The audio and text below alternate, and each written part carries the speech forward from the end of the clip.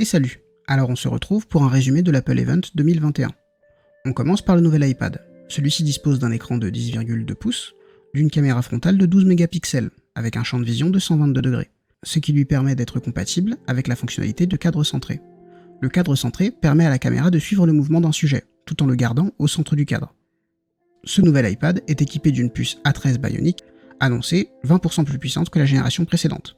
Le nouvel iPad sera disponible avec 64 Go de stockage pour un tarif de 389 €. Ensuite, le nouvel iPad mini.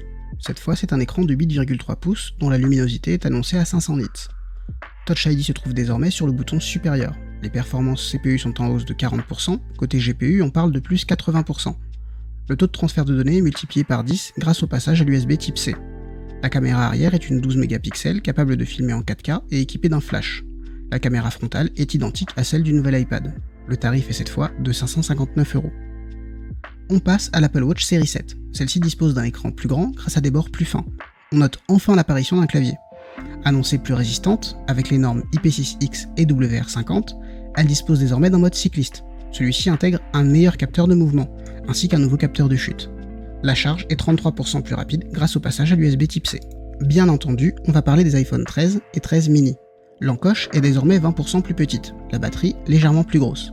L'écran est 28% plus lumineux, ce qui lui permet d'atteindre les 800 nits, avec des pics à 1200 nits en HDR.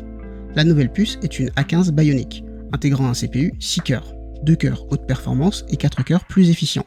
Le GPU dispose lui de 4 cœurs. Le stabilisateur d'image de l'iPhone 12 Pro Max prend désormais place dans l'iPhone 13.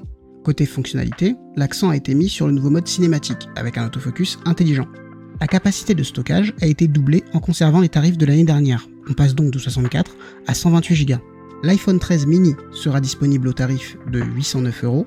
L'iPhone 13 sera lui disponible pour 909 €.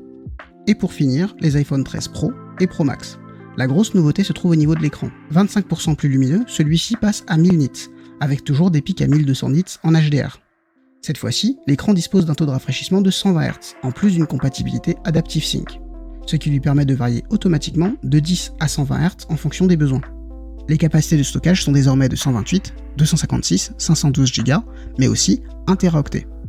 L'iPhone 13 Pro sera disponible au tarif de 1159 €, l'iPhone 13 Pro Max, lui, au tarif de 1259 €.